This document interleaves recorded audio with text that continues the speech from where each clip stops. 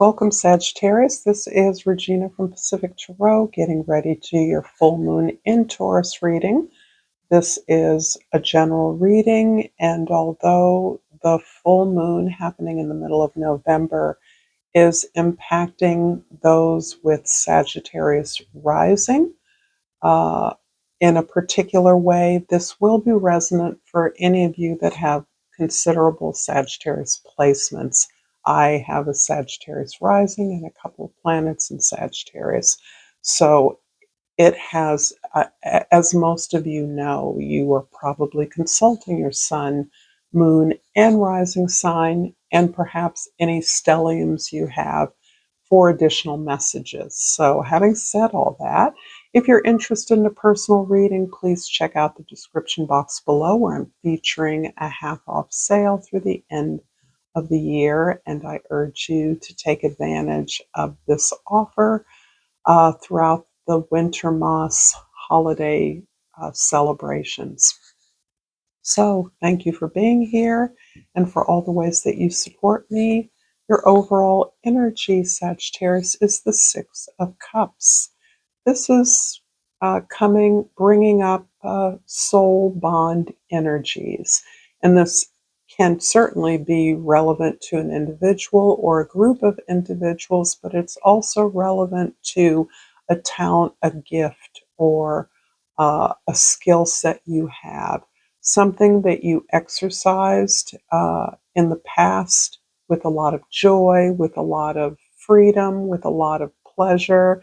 Uh, Positive memories of connection with others through this gift that you exercised or in this relationship or opportunity without any judgment, without an agenda, just simply free to love your craft, free to love your talent, free to love a connection without a label. This is a memory that you're being asked to call back to you. There's an element of pleasure that you may be challenged to experience in your current situation. For many of you, this is something you have been experiencing in a really substantial way in your life. The sense of renewal, the sense of unfolding, the sense of finding pleasure, joy, relaxation in something that you used to do, something perhaps you were trained to do, but that you left by the wayside or that you uh, attempted, engaged in the past without the kind of success or fruition that you had expected. So this almost feels like a do-over opportunity. I'm getting really very much judgment card energies from this, but it certainly bodes a very positive reconnection for you. In the 10th house, the house of your social identity, the way others see you, is the Moon card. This is describing the experience many of you are having in your life. While it may appear that others are conquering, succeeding, progressing, your success, your development, your unfoldment is happening behind closed doors, in a sense, in your silence, in your prayers, in your dreams, in your ability to really look at patterns, experiences that you recognize have limited you, whether they are the ways that you've been labeled, uncomfortable behaviors that you're not proud of, or you don't feel are have been successful. This is you really facing your fears, really looking at those aspects of your unconscious desires that motivate so much of what you do consciously in a way that feels beyond your control. And the control you're taking is really facing those energies, looking at those experiences. For some of you, it's experiences of a variety of traumas or uh, feeling used, exploited, betrayed, having experienced violence, whatever it is that has been you've been pushing down, you've been uncomfortable with, it's made you feel uncomfortable, or any source of shame is something that you have been facing over a long period of time. And for the normally sunny Sagittarian energy, outgoing, cheerful, this has been a real sea change for you and may have you treading in areas that are not your usual fare. And this may be equally surprising to others that you are staying in your zone. You may not be socializing as much. You're valuing the silence that you can create in your own life, in your own world, within yourself. In the first house, the Knight of Wands is describing more of the sunny, positive, optimistic energy that Sagittarius is known for. And this is you being excited, being inspired. I suggest that the aspects of yourself, of your past, of your roots that you are encountering, that you are dredging up, are things that are relieving you. It's almost as though they're meeting the sunlight and they're exploding joyously. These are opportunities to be celebrated. And a lightening of your energy seems to go hand in hand with the depth to which you're able to dig through your unconscious world, the depth to which you can reveal what your unconscious contains in your journaling work, in your dream work, in your prayers, in your meditation, whatever it is that you do that keeps you centered. This is all opening doors, shedding light, making you inspired, lightening you. I almost feel you just springing higher. Your resiliency is off the charts as a result of undergoing this long, arduous, what can appear to have been a dark night of the soul. And in your fourth house, the house of your home, your soul, your roots, your foundation. The Five of Cups is the part of you that is allowing yourself to feel all of the feelings, all of the emotions surrounding this deep soul work that you've been doing, this facing up of all the monsters in the closet, this ability to look at the real story of your family of origin, for instance, and allow yourself to mourn that, to experience those losses and know that they have uh, reconnected you with an aspect of yourself that has been neglected. And this is this deeper connection to who you fully are, which includes all of these unrealized potential goals that you are now clearly able to identify and pursue.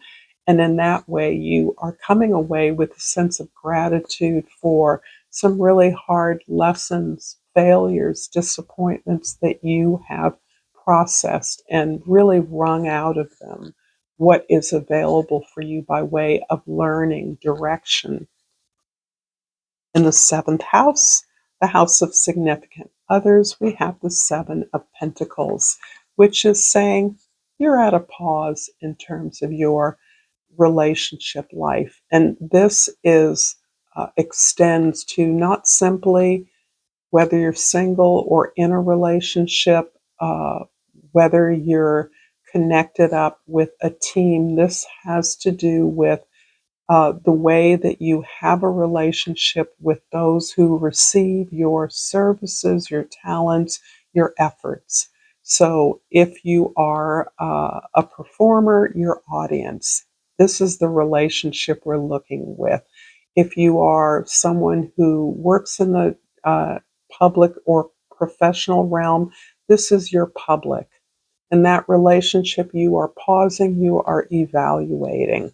You are recognizing that you are expending more energy than you are being rewarded for, and that you are now better able to leverage your resources so that you can get a better reward. This is about working smarter, but you have to figure that out first. And the maturity you've gained through this experience of really looking at those uncomfortable habits and behaviors, those things you weren't proud of, getting to some sense of a source and recognizing that as well you have alliances, those that are cheering you on, those that are supporting you. You are not alone. For relationships, the same is true. If you're in a relationship, a long-term relationship, you're evaluating how you can connect better, how you can be more effective as a team, how you can work towards goals that you'll both benefit from. If you're single, you're maybe happily so, but knowing that you may not desire to always stay that way.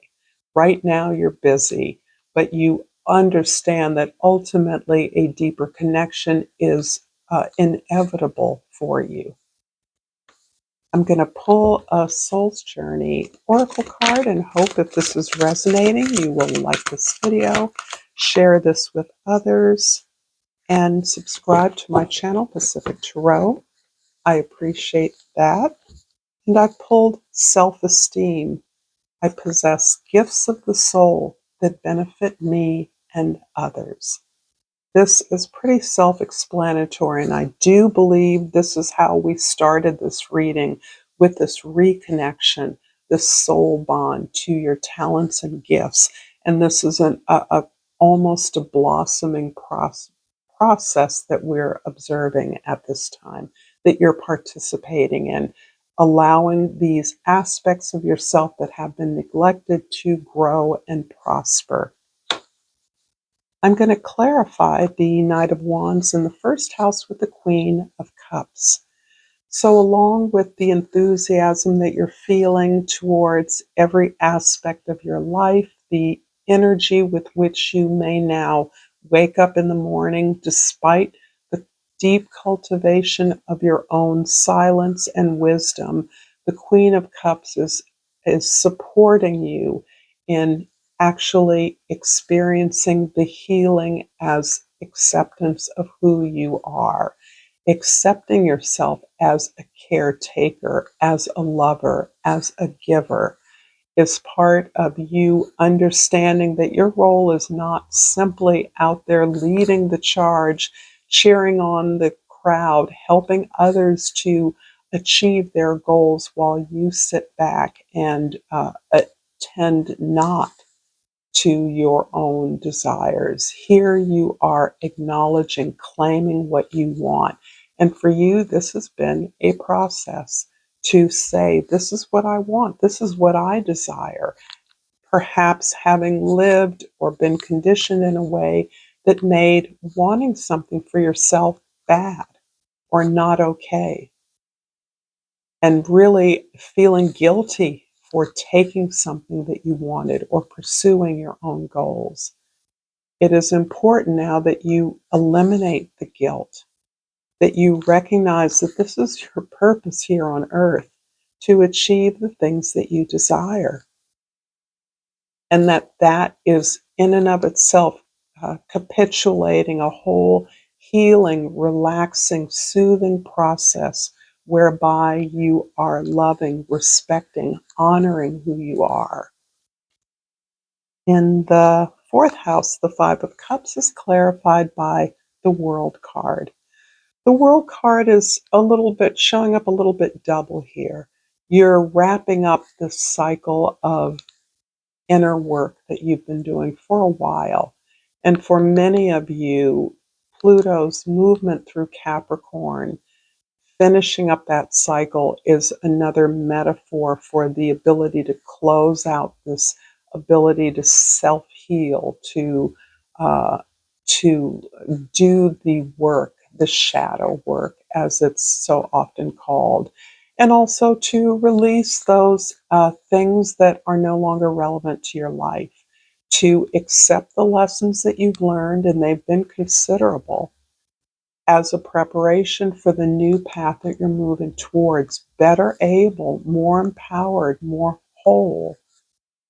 This is also impacting the way in which you have worked with others, the way in which taking care of yourself leads you to reconsider, reevaluate the way that you work with others, so that you are working in a way that makes you more productive and more efficient, therefore more able to detach dispassionately against the outcome and participate more thoughtfully in that effort. The Seven of Pentacles in the seventh house is clarified by the Chariot card and number 7 again. So I always love sevens because they confirm that you are on your path of destiny. This is you putting aside the needs of others, saying no in places where you have often conceded, been the willing caretaker, cheerleader for others in a way that has distracted you from pursuing what's right for you. The Chariot is really about the way that accepting who you are completely motivates you to move towards that desire. That desire, by the way, that you have now claimed.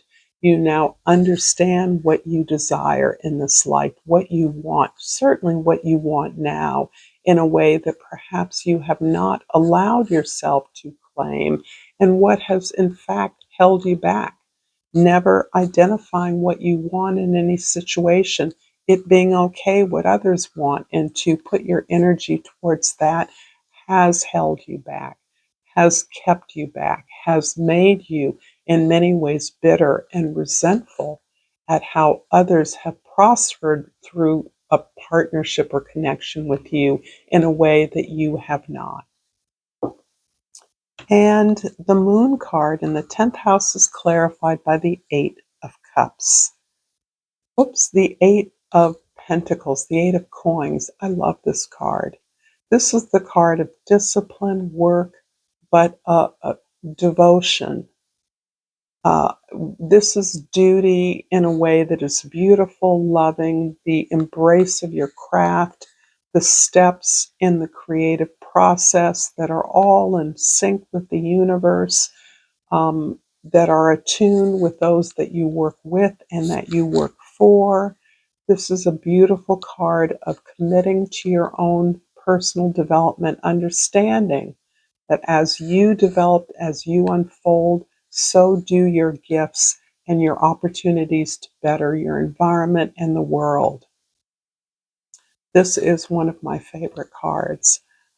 I love this. This is determined, bound for success. When your efforts are linked this way, as above, so below, as within, so without, you can't help but be abundant, successful, and a loving example to others of achievement.